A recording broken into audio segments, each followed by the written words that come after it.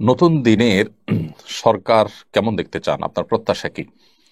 নতুন দিনের নতুন সরকারের কাছে সবারই অনেক বেশি প্রত্যাশা। দোয়া করি আল্লাহ তাআলা তাদেরকে সেই প্রত্যাশা পূরণ করার তৌফিক দান করুন। আমি একটি কথা প্রায় বলি যে এই দেশের মানুষের যে প্রত্যাশা সেটা আসলে অনেক বেশি কিছু না। মানুষ চায় সুস্থ স্বাভাবিকভাবে সমাজে বসবাস করতে, জীবন নিরাপত্তা, তাদের সম্পদের নিরাপত্তা এবং দুর্নীতিমুক্ত একটা সমাজ।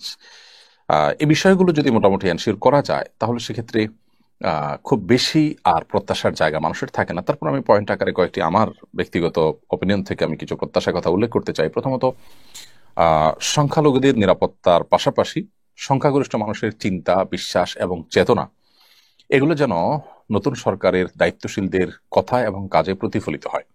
আমরা বিগত দিনে দেখেছি যে সংখ্যাগরিষ্ঠ মুসলমানদের বা এদেশের সকল ধর্মের মানুষের ধার্মিকদের চিন্তাদের ধরে সব মানুষই প্রায় ধার্মিক। এদেশের এটা ধার্মিকদের দেশ, ধার্মিকদের ভূমি এটা। সো এদেশের মানুষের চিন্তাধারার পরিপন্থী বিষয় শিক্ষা কারিকুলামে নানাভাবে পুশ করার অপচেষ্টা করা হয়েছে। সেটি যেন নতুন সরকার না করে, যদি করেন তাহলে সেক্ষেত্রে তার পরিণতিও তাদেরকে আগের সরকারের মতো বরণ করতে হবে। কারণ জনমানুষের চিন্তাধারার বিপরীত জিনিস আপনি পুশ করার চেষ্টা করবেন, অনবরত মানুষ হয়তো কিছু বলতে পারবে না, অনবরত সহ্য করতে করতে একটা সময় ধৈর্যের বাঁধ কিন্তু হারিয়ে যাবে।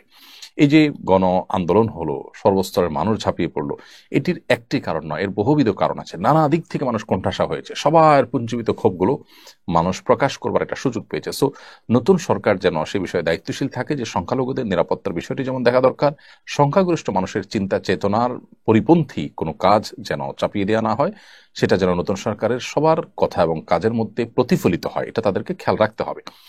দ্বিতীয়ত যেই দাবি আমি রাখতে চাই বা যে প্রত্যাশা তাদের কাছে আমি করতে চাই তা হলো, বিগত দিন আমাদের শিক্ষা কারিকুলামে যে ধ্বংসযজ্ঞ চালানো হয়েছে, আমাদের সমাজে যে অপশাসন, চাঁদাবাজি ইত্যাদি নানাভাবে প্রতিষ্ঠিত হয়েছে বিগত 50 বছর ধরে, সেই জঞ্জালগুলো দূর করাকে তারা সর্বোচ্চ প্রায়োরিটি দেওয়া উচিত তাদের।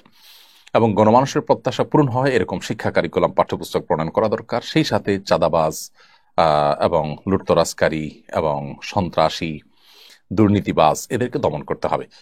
বিশেষ করে দুর্নীতির বিরুদ্ধে যদি জিরো টলারেন্সে তারা চান, জনগণ সর্বাত্মকভাবে সাহায্য করবে ইনশাআল্লাহ বিইذনিল্লাহ। দেখুন, সবজি, তরিতরকারি এগুলো কৃষক অনেক কম দামে বিক্রি করতে হয়, আবার শহরের মানুষ অনেক বেশি দামে কিনতে হয়। মাঝখান থেকে সামান্য কিছু গুটি অতেক চাঁদাবাজ তারা আড়তে, রাস্তাঘাটে চাঁদাবাজি করে এর দাম অনেক গুণ বাড়িয়ে দেয়। এই ব্যাপারগুলো যদি খুব শক্ত হাতে ডিল করা হয় এবং সর্বস্তরের মানুষ যদি সরকারকে সাহায্য করে, তাহলে সেক্ষেত্রে দিন শেষে দেখা যাবে যে কৃষক লাভবান হচ্ছে আর শহরের মানুষজন তারাও অল্প দামে সবজি ইত্যাদি কিনতে পারছে।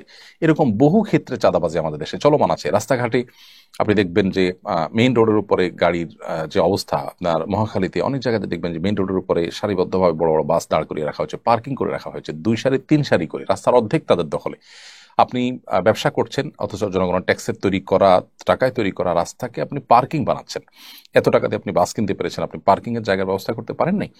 তো এগুলো অসাধু পুলিশ অফিসাররা তাদের কাছ থেকে ঘুষ খেয়ে তাদেরকে সুযোগ সুবিধা দিয়েছে নানাভাবে। এগুলোর বিরুদ্ধে বহুত রিপোর্ট হয়েছে, কিন্তু কারোর সাধ্য হয়নি এগুলোকে সরানো। তো এই সমস্ত জঞ্জাল সরানোর জন্য নতুন সরকারের দায়িত্বশীলদের আন্তরিকতার খুব বেশি প্রয়োজন হবে। আল্লাহ তাআলা তাদেরকে সে তৌফিক দান করুন। তাহলে দ্বিতীয়ত যেটা আমি বলেছি সেটা হলো যে চাঁদাবাজি, এই যে অনিয়ম, এই যে বিশৃঙ্খলা, এই যে লুটতরাজ, এই যে সন্ত্রাস, এগুলো বন্ধ করতে হবে এবং এগুলো বন্ধের জন্য সর্বোচ্চ উদ্যোগ নিতে হবে, জিরো টলারেন্সে আসতে হবে।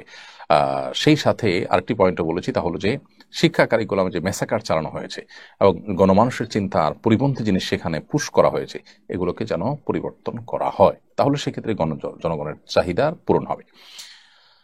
আরেকটি প্রত্যাশার কথা বলতে চাই তাদের কাছে, সেটা হলো যে এদেশে যে সমস্ত বৈষম্য আছে সেই বৈষম্যগুলোর ভিতরে একটা হলো ওলামায়ে কেরামের প্রতি বৈষম্য। সেটা নানাভাবে হয়ে থাকে আমরা জানি, আলেম সমাজ, ধার্মিকদের প্রতি, সেটা যাতে না হয় সেটা তারা সর্বোচ্চ খেয়াল রাখবেন বলে আমরা আশা করি।